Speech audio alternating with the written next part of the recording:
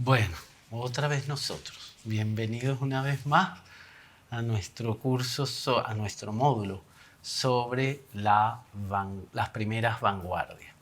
En la sesión pasada yo les hablaba de esto de lo nacional y vale la pena en esto retener dos elementos que la vanguardia nuestra tiene que vienen de esa búsqueda de lo nacional, pero no son, la vanguardia nuestra, me refiero a América Latina, pero que no son, la búsqueda de lo nacional no es propio de América Latina, como ya dije, pero en nosotros desemboca con algo que fue muy importante.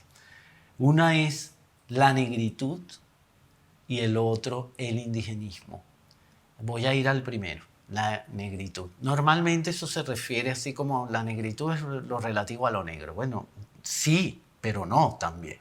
La negritud es un concepto creado por Aimé Césaire y Leopold Sédar Senghor. Bueno, eran dos caballeros y siempre cuando hablaban de quién creó el término, como dos buenos caballeros de esa época, uno decía que fue el otro. Entonces, siempre si nos atenemos a la palabra de uno y del otro, decimos, bueno, fueron los dos. Pero no es verdad, fue Aimé Césaire, está datado en una revista que se llama L'Étudiant Noir, el estudiante negro en París, inventa por primera vez él, de su autoría, el término. En esa revista colaboraba ese otro gran poeta, amigo de él. Pero es un término importante porque lo reúne o permitió no solo ver al negro como un objeto representado, porque eso ya había tenido lugar, sino la perspectiva del negro hablando sobre esa condición y sobre la totalidad del mundo en ese fragmento, que es su situación particular, que es ser negro en una isla del Caribe, ¿verdad? La Martinica o Haití. Bueno, él era martiniqués, pero escribió mucho sobre Haití, sobre l'ouverture, ¿no? Tenía como trasfondo toda la historia del Caribe negro y la independencia y la revolución en ese Caribe negro, ¿verdad? En las Antillas. Cuando él crea ese término, que lo crea en esa revista, en ese periódico estudiantil, él escribe luego el cuaderno de un retorno al país natal, el año 30 y algo. Ahorita no tengo la fecha exacta, pero año 30 y algo. Y cuando él escribe allí, nosotros sí lo leemos, y les recomiendo que lo lean, tienen dos versiones aquí conseguibles, una en la Biblioteca Ayacucho y otra en la editorial Monte Ávila, creo, exacto, Monte Ávila, que es una edición bilingüe. En la de Ayacucho tienen otras obras, está Cuaderno de un retorno al país natal y otras obras de él muy importantes y con el mismo tema, ¿verdad? El otro es el indigenismo. Es muy importante porque Mariátegui, en su revista Mauta, en los 7 ensayos de interpretación de la realidad peruana, que son, nosotros cuando estudiamos la vanguardia no vemos los ensayos de vanguardia, porque es un género que uno siente como resistente o como que no entraría. Uno piensa poesía, novela, teatro, pero no en el ensayo. Y no es tan cierto.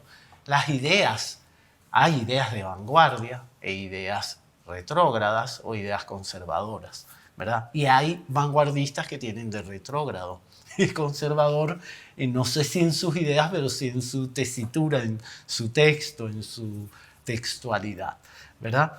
Y esto vale la pena acercarse a estos dos conceptos porque surgen de esta búsqueda de lo nacional y que en cierta manera tiene sus derivas a lo popular, pero no siempre era lo popular.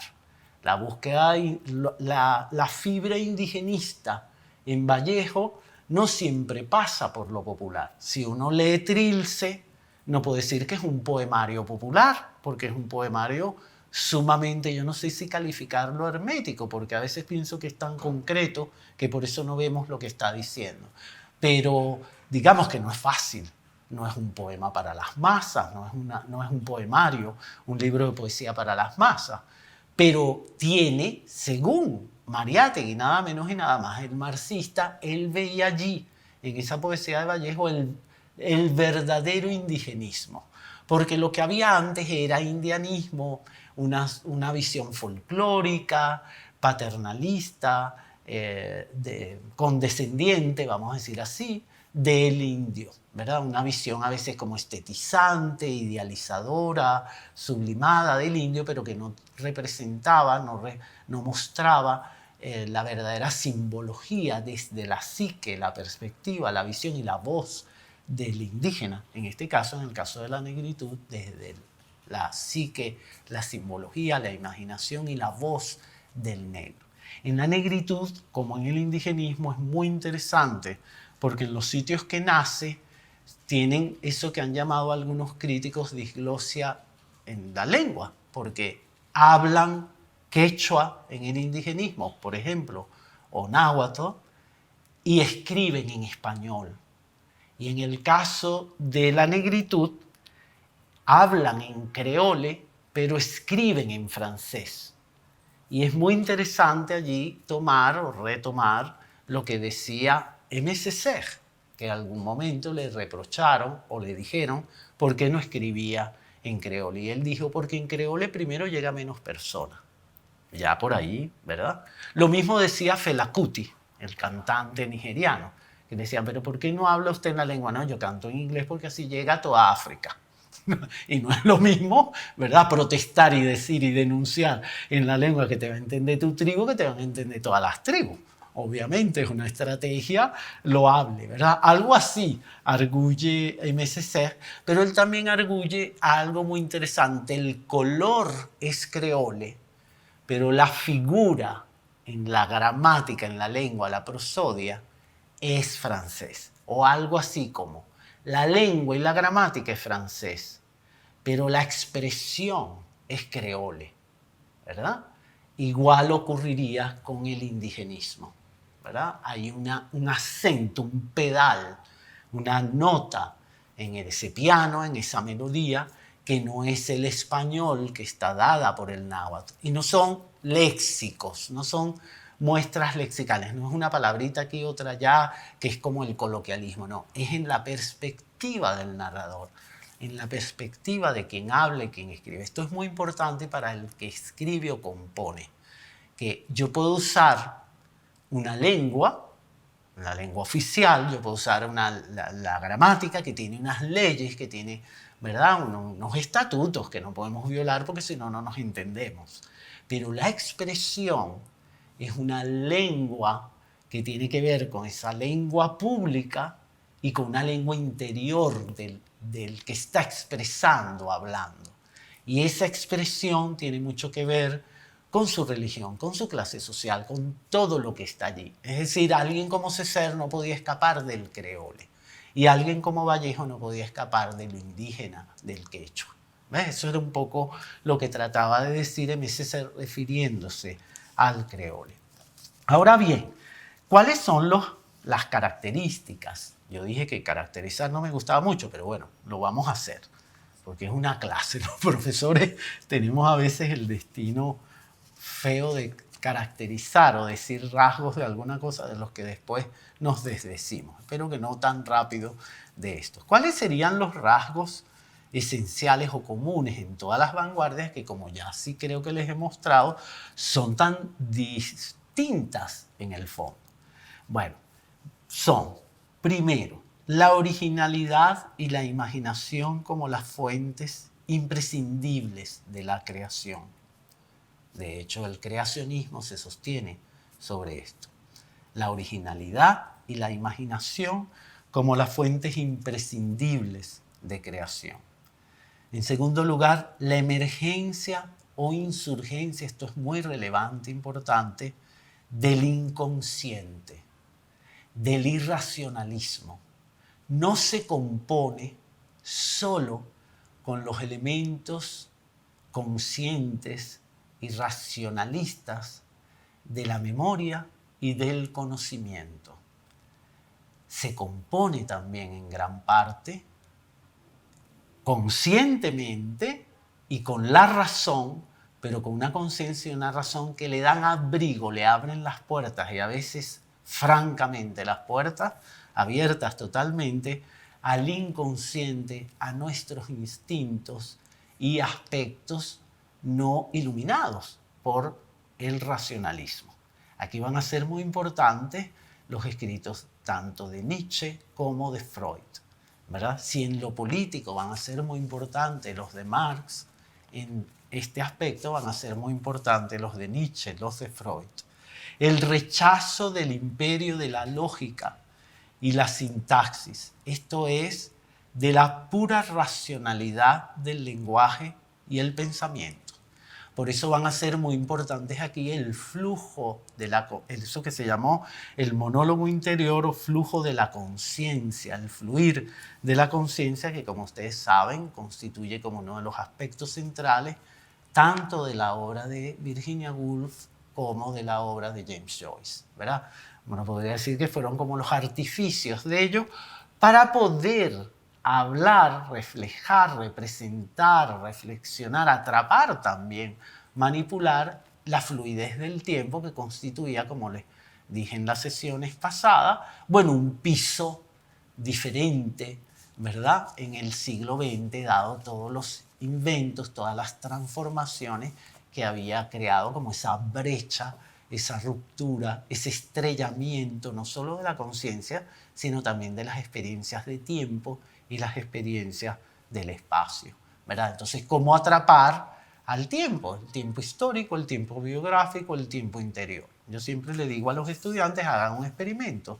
Traten de narrar en su casa todo lo que vivieron en la memoria, mentalmente y físicamente en el viaje en el metro a su casa. Y van a ver que les sale el Ulises. No digo que nos va a salir a todos una novela como el Ulises, pero digo por lo menos del volumen del Ulises, es decir, lleno de detalles, de recuerdos, de una materia temporal tan amorfa y tan estrellada y caótica que uno va a decir, pero esta es la temporalidad, sí, ¿verdad? Esa es la temporalidad. Y para ello, ¿verdad? El imperio de la lógica y la sintaxis constituye como una camisa de fuerza. Esto es uno de los elementos por los cuales siempre cuando hablamos de vanguardia es un poco lo que yo voy a hacer reproduciendo este lugar común y este error. Pero, ¿saben? A veces la demostración se hace por reducción al absurdo, ¿no? Por el error. Vamos a ver lo que debería ser. Por eso siempre cuando hablamos de vanguardia vamos primero a la pintura, vamos primero a las imágenes, luego a la poesía y por último a la novela. Ya vamos a ver también por qué eso, ¿verdad? De allí también el cierto rechazo de la novela y del realismo. ¿Por qué? Porque la novela y el realismo, ambos muy unidos, ¿sabes? Como el apogeo del género novelesco, representan uno de los valores racionales de la literatura desde al menos el siglo XVIII-XIX, dado su apego al realismo burgués, a la mímesis o imitación de la realidad y al discurso cientificista, ¿verdad? Es decir, la novela, y sobre todo la novela realista, tiene un linaje positivista que el vanguardismo o la vanguardia quiere romper. Pero le es muy difícil, porque como yo creo la simultaneidad. En un poema parece más fácil, en la música parece como un género idóneo para yuxtaponer. Eso lo vamos a ver cuando veamos el manifiesto, el prólogo interesantísimo que hizo Mario de Andrade a su poemario Paulicella desvariada, ¿no? Donde él dice, la música descubrió, terminando la Edad Media, que podía yuxtaponer, porque ponía dos notas distintas y era un acorde. Y tiene armonía musical. Pero ¿cómo lo hace el poeta? Bueno, él nos va a decir cómo. Ya veremos si eso es verdad o si sirve como artificio para ustedes que quieren ser narradores o conocer y tener una conciencia crítica junto con la de la creatividad al narrar, si eso es posible en la novela. Bueno, habría que preguntarle a Macedonio Fernández cómo hizo él para hacer lo que hacía su amigo Jules Solar en la pintura, que incluso creó un lenguaje, Jules Solar. ¿Cómo haría Macedonio Fernández? De hecho, cómo hizo cuando escribió el Museo de la Novela de la Eterna. Es decir, va a ser más difícil para un narrador vanguardista llevar radicalmente a la escena novelesca los rasgos estos que estamos mencionando de la vanguardia. Porque ¿cómo pongo los tiempos paralelos? Bueno, ellos lo lograron. De hecho, ellos lo hicieron. Cada uno a su manera. Unos radicalmente, otros tomando de la tradición, sintiendo, porque ya no pueden evitarlo, esta nueva expresión o la necesidad de expresar aspectos nuevos en su expresión, que bueno, los modelos tradicionales no les servían, pues, así de simple, tengo que inventar modos, aunque me base en la tradición para hacerlo. Otros no, otros vamos a desdeñar totalmente la tradición. Tal vez eso es una diferencia, por ejemplo, entre Virginia Woolf y James Joyce.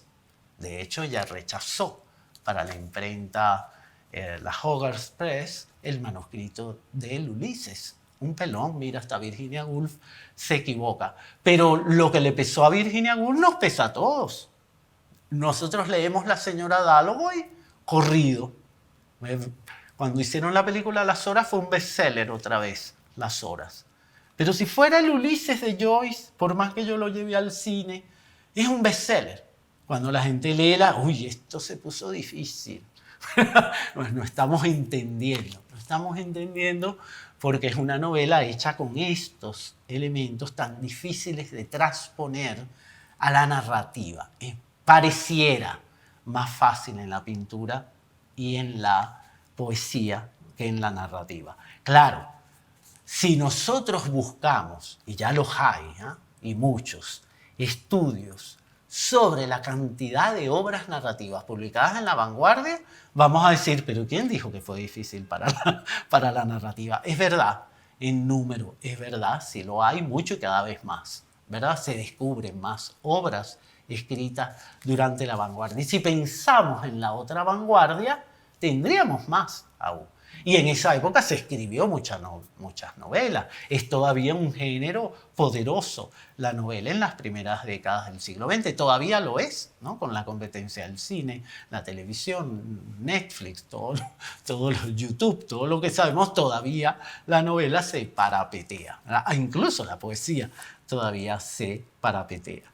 Otra cosa importante, otro rasgo importante, ya creo que es el número 4, el rechazo de la musicalidad o del énfasis lírico, metro, rima, que ya había sido disuelto por el verso libre en el siglo XIX y por el poema en prosa, que también ya había en el siglo XIX. En la vanguardia es muy radical y ligado a ello el rechazo a las formas declamatorias o declamativas de la lengua. ¿En aras de qué? ¿En virtud de qué?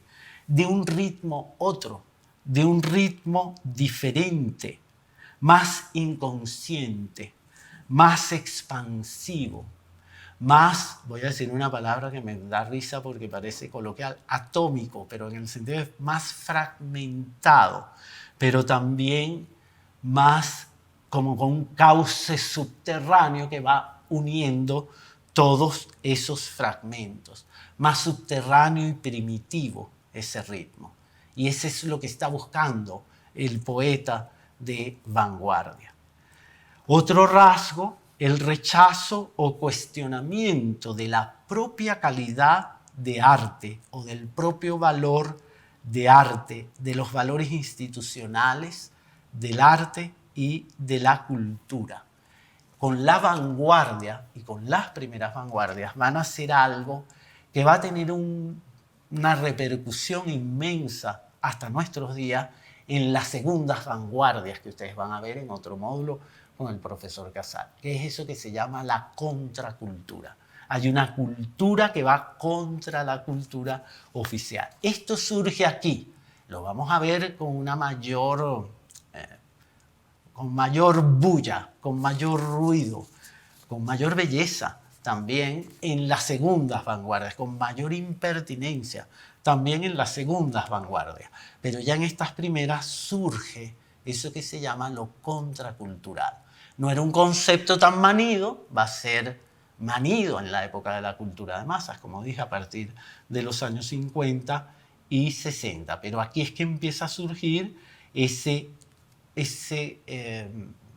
cuestionamiento de la valoración tradicional que tiene el arte y la cultura. Y por último, la imagen poética y la simultaneidad como principios esenciales de la construcción poética. De allí el dominio del género poético. En las vanguardias literarias, pues es el centro de gravitación de la imagen y el ritmo. También por eso es que va a pesar más la poesía. No es solo porque uno cree que le es más fácil y uno cree que hay menos novelas. Es también porque si es la imagen y lo primitivo, como un tambor que suene en el discurso, a la poesía le viene como más idóneo o como primer género capaz de llevar a cabo radicalmente eso, ¿verdad? El novelista, como decía Virginia Woolf, toda novela empieza por una señora sentada en un rincón preguntándose si va a ser buen tiempo o mal tiempo. Y era una vanguardista quien decía, es una de las grandes vanguardistas en la narrativa.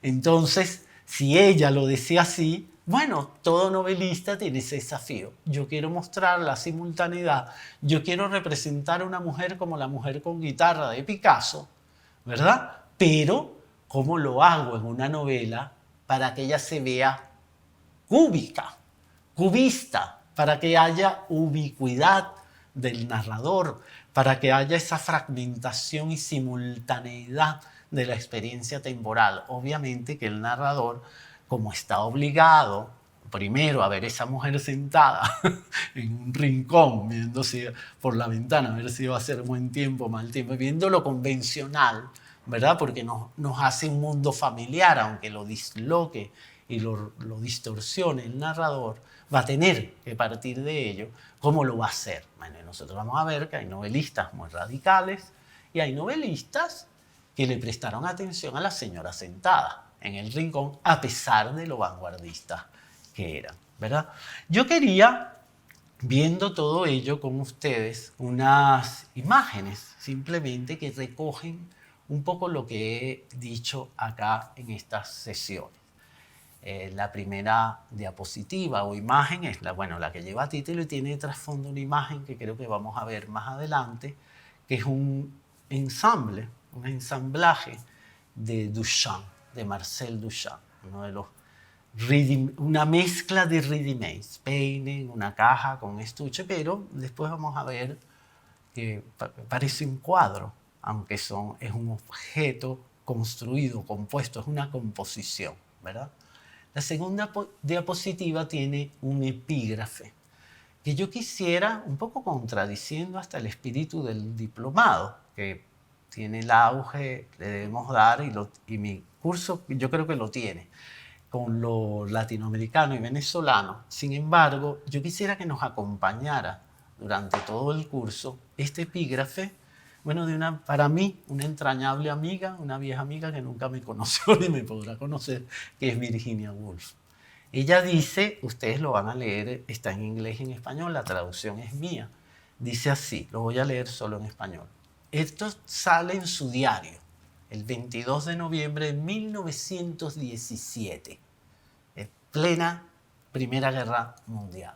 En Londres, ella está sentada conversando con uno de sus grandes amigos de Bloomsbury, del grupo Bloomsbury de Londres, Roger Fry. Y ellos están hablando y ella dice, mira, todo arte es representativo. Dices la palabra árbol y ves el árbol. Pues bien, toda palabra tiene un aura. La poesía combina las diferentes auras en una secuencia. Dije que uno podría ciertamente escribir con frases y no solo palabras, es decir, consecuencia de auras, ¿verdad? Roger me preguntó si mi escritura se fundaba en la textura o en la estructura. Conecté la estructura a la trama y por eso respondí la textura. Y por eso mi exposición de diapositivas se llama Estructuras y Texturas de la Vanguardia, porque sin duda alguna nosotros solemos ver estructuras, Pero nos solemos olvidar de las texturas que hay allí. La tercera diapositiva es un cuadro de Emil Nolde que se llama Granja bajo cielo rojo. Y ustedes van a ver que es un cuadro figurativo, ¿verdad? Pero en realidad lo que hay, luz, manchas, bueno, y como no, un dibujo, bueno, y color a montón. Yo no sé si color a montón como color con fuerza, o pocos colores pero con un montón, esos pocos colores, ¿verdad? Hay un amarillo, ¿no? Esto tiene que ver con el cielo, ¿no? Un amarillo mostaza prácticamente, bueno, si le hacemos caso a nuestras reproducciones, a las que encontramos. Un anaranjado, un rojo casi anaranjado, y después como un vino tinto, un color así como vino o bordeaux, ¿verdad? Y luego el marrón del piso, el marrón de la tierra, el marrón de los árboles y del arado de la tierra, ¿no? Donde está esta casa, esta granja, bajo cielo rojo, ¿no? Uno no sabe, el cuadro no se puede decir que tiene dos planos iguales, tiene un plano inferior mínimo, la civilización, ¿no? Que sería la granja, el arado de la tierra, que sería como poquito, y esa fuerza inmensa de lo que está arriba, que es el cielo, ¿no? Hay una estructura, pero el peso de la textura es tal que Virginia Woolf, que hablaba de ella, yo creo que estaba hablando de su época, estaba hablando de los artistas de su época. En la diapositiva 4, otro cuadro de Emil Nolde, era un fauvista, ¿no? Ustedes saben que los cuadros Emil Nolde, búsquenlo, investiguen para que vean un nombre muy curioso, porque Emil Nolde era un vanguardista. El cuadro anterior, bueno, no tiene fecha, discúlpeme. Este sí, Emil Nolde, el de la diapositiva número 4, dice atardecer de otoño. Este es otro cielo, otra tierra, 1924. Esto es como contemporáneo a Virginia Woolf. Probablemente ni se conocían. Bueno, podríamos pensar que no se conocían. Londres tenía exposiciones a cada rato de pintores europeos. El diario de Virginia Woolf está lleno de referencias a exposiciones. Voy a la galería tal a ver unos cuadros alemanes, a ver unos cuadros franceses, la exposición de los impresionistas. Esa gente vivía yendo a conciertos, exposiciones, obras de teatro, lecturas, gente culta, pues, y que había hecho un oficio profesional prácticamente, todo eso, ¿verdad? ¿Qué les decía yo? Emil Nolde, investiguen porque es un pintor muy interesante. Él era un vanguardista, formó parte de una de las primeras exposiciones en Alemania de vanguardistas a la que asiste Hitler. Y Hitler la llamó, y se llamó así, la exposición. Yo creo que claro, lo dijo Hitler, pero la cosa del término, en el fondo, a veces los autócratas, los tiranos, los caudillos usan unos términos que yo digo, parece que hubieran comprendido el cuadro. Él la llamó la exposición de los degenerados. Y cuando uno ve a los vanguardistas, uno dice, pero la verdad es que el nombre es perfecto, ¿verdad? Porque se degenera la figura, el color deviene mancha. En realidad es una degeneración de la forma. Lo que pasa es que la palabra es tan negativa y viniendo de la persona que la dijo, que uno la rechaza, pero para explicar la textura está muy bien, la degeneración, ¿no? La textura de la degeneración como un elemento compositivo. Piensen en eso. A nosotros los venezolanos a veces eso nos cuesta. Porque yo a veces digo, ¿cómo siendo esta sociedad, y lo digo con todo el respeto y el homenaje, del grotesco, de lo carnavalesco, a veces eso está tan ausente, a veces aparece como referente, pero no está en el habla, en la sensibilidad, en el ojo y la voz. Yo voy a hablar como Vallejo, en la garganta del narrador. No la tiene en el ojo, no la tiene en la garganta. Está como referente el grotesco. Y a veces entonces recreado como entretenimiento, que a veces se ve mucho en las narraciones más contemporáneas, ¿verdad? Es como algo cool, algo chévere, vamos a decir. No, pero es que es chévere porque es el mundo de hoy, como de los malandros, de la salsa. Pero tampoco es relevante eso, porque finalmente es también tipificar, también es paternalismo, también es ser condescendiente. Pero la tiene el narrador ese grotesco en el ojo. El brasileño ha hecho de eso una de las bellas artes, el grotesco. Tanto los carnavalescos, no solo una de las bellas artes, una industria de eso, el carnaval, el sambódromo. Ahí vemos el grotesco bello, el grotesco transfigurado en belleza. Bueno, lo degenerado puede ser bello, ¿no? Nos dirían estos pintores. Del mismo Emil Nolde, ahora la diapositiva número 5, tenemos este cuadro. Este es de 1909, que se llama Pentecostés. Bueno, díganme ustedes cuando vean esa figura, viendo esa figura, esos colores, esos ojos como de poseídos que tienen los personajes. Es todo religioso el cuadro, es un cuadro cristiano. Parecería un cristianismo reortodoxo por las figuras hieráticas, pero parece pagano. Yo cuando veo este cuadro, si yo no vería el nombre, yo diría, pero ¿esto qué es? ¿Una secta satánica? ¿Un rito pagano antiguo del norte de Europa, de Alemania del norte, danés, qué sé yo? Miren este otro también de Emil Nolde, la diapositiva número 6, que se llama Danza alrededor del becerro de oro, de 1910, qué temprano estamos.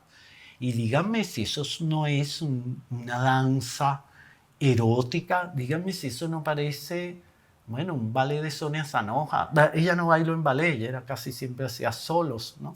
Siempre la recordamos a Sonia Zanoja haciendo solos, pero si esas figuras no son como las de Sonia Zanoja, la del medio. No la del medio porque tiene tacones, esto es todas tienen los pies en el piso, descalza, y una sola de ellas tiene tacones como que fuera una bailarina flamenco desatada.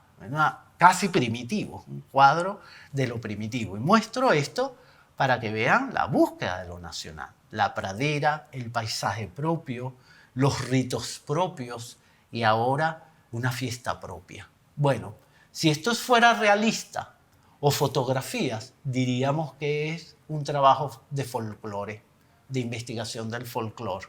Pero no es. Es una pintura súper moderna, radicalmente moderna y vanguardista, apenas empezando el siglo XX con esa furia, ¿no? Que este hombre dibuja, esa fuerza de lo nacional o de lo nativo, ¿verdad? La siguiente diapositiva es la número 7 de Emil Nolde. La agarré en esta presentación con Emil Nolde porque me muestra mucho lo que quería expresar. Emil Nolde, Sol sobre nieve derritiéndose, 1908. Aquí otra vez, ¿no? Las estructuras, pero miren la textura, ¿no? El sol, cómo el brillo, fíjense, cómo reflejar, cómo poner el reflejo del sol en la nieve. Y miren las manchas, como las pone Emil Nolde, en lo blanco, en la piedra, esa nieve cuando se derrite que se vuelve marrón a causa de la tierra. Nosotros solemos creer que los paisajes nevados son blancos, puros, inmaculados. No es verdad. Un paisaje nevado se parece más a este paisaje nevado furioso que nos pintó acá Emil Nolde. En 1908, Sol sobre nieve derritiéndose. ¿Cómo expresar esto? A través de una estructura. Emil Nolde decidió la textura, pero no siempre todo va a ser textura. Yo cuando veo estos cuadros y veo a Emil Nolde, me voy a ir a uno nuestro, que es suave, yo no diría tan furioso, no tiene el fauvismo de Emil Nolde, pero hay algo para mí, hay como una presencia del fauvismo, de la furia, pero suave. Y me refiero a Reverón. Miren este cuadro, La Cueva, de 1920. Nosotros, ¿ves? La gente dice, es que aquí no hubo vanguardia porque no hubo cubismo.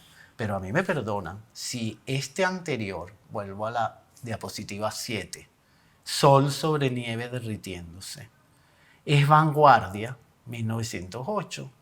Bueno, a mí me perdona quien sea, pero mi Reverón, la diapositiva número 8, Reverón, la cueva, es vanguardia también. Pero si yo lo relaciono con la pintura venezolana anterior, es pero súper vanguardista. Que eso es también lo que hay que ver. Nuevo con respecto a qué, decía Octavio Paz, decía Costas Papayonao, un filósofo griego que decía, nosotros somos modernos, todos reclamamos la modernidad, pero somos modernos con respecto a qué. ¿Verdad? Cristo fue moderno con respecto a Yahvé, porque antes y después de Cristo, ¿verdad? Bueno, esto no es moderno con respecto a la pintura anterior. No fue Cabré moderno y por lo tanto también vanguardista con respecto a la pintura anterior que no salía del estudio. Cuando la pintura decidió salir del estudio y pintar a la gente como estaba en el burdel, en la choza, en el rancho, en la calle, en el paisaje, frente al río, en nosotros eso fue un acto de vanguardia en los pintores. Además, este cuadro es pura textura, ¿verdad? Sí, como dice Virginia Woolf, aura, y el aura, como la secuencia de auras que tiene una frase, ¿verdad? Y todo eso da textura. Bueno, este cuadro es pura textura. Si ella era vanguardista por eso, este cuadro es pura vanguardia, ¿verdad? Miren atrás, que parece que hay como un mirón, un hombre, algo, una niña, un niño, yo nunca sé bien qué es, ¿ah? Que las ve, que las cuida, que las vigila, estas dos como majas, ¿verdad? Además, la presencia de la tradición en estas obras. Por ejemplo, las majas, ¿no? Que es un tópico de la pintura clásica y del barroco también, ¿verdad? Ahora vamos a ver estas dos majas, un retrato vanguardista también de Anita Malfatti, una brasileña que formó parte de la Semana de Arte Moderno, la BOBA, 1917. Anita Malfatti, que era una descendiente de italianos, de inmigrantes italianos, ella viaja a Alemania, becada. En Alemania vive y pinta y estuvo marcada por el expresionismo. Y ella vuelve a Brasil, a Sao Paulo, que era la ciudad de donde era ella, y ella expone sola con unos pintores modernos, así se llamó, una exposición de pintores y creadores modernos en Sao Paulo, pero ella era la única brasileña. Ahí expusieron unos nórdicos, creo que había un alemán, habían varios alemanes y uno nórdico, no me acuerdo si danés, algo así, y ella. Bueno, la prensa le cayó a ella encima porque era una brasileña expresionista. A mí me recuerda mucho eso la diatriba, no nos toca a nosotros en este curso, entre Marta Traba y los pintores abstractos o cinéticos venezolanos. Alejandro Otero, ¿verdad? Que ella decía que nosotros no teníamos como el fin del mundo, el apocalipsis del mundo metropolitano occidental y que toda la pintura abstracta era un poco eso. Entonces, bueno, y los criticaba un poco. Bueno, guardando las distancias y las proporciones, los críticos brasileños que criticaron fue sobre todo Monteiro Lobato, que era un escritor moderno, no vanguardista, pero moderno. La criticó mucho a ella y ella se deprimió mucho porque sintió que no tenía público en Brasil su expresionismo o su arte expresionista. Bueno, no fue así. Todos los que después hacen la Semana de Arte Moderno la vieron, fueron a la exposición y la buscaron. Y ella se hizo un miembro y una participante importante y una de las pintoras más importantes de Brasil a partir de la Semana de Arte Moderno por esa exposición. Ese cuadro, no dije la diapositiva, la número 9, la boba, el retrato de la boba. Después vamos a ver otras imágenes, unas de ella y de otros artistas, para entrar también en las estructuras de las texturas. Bueno, gracias por escucharme. Hasta la próxima sesión.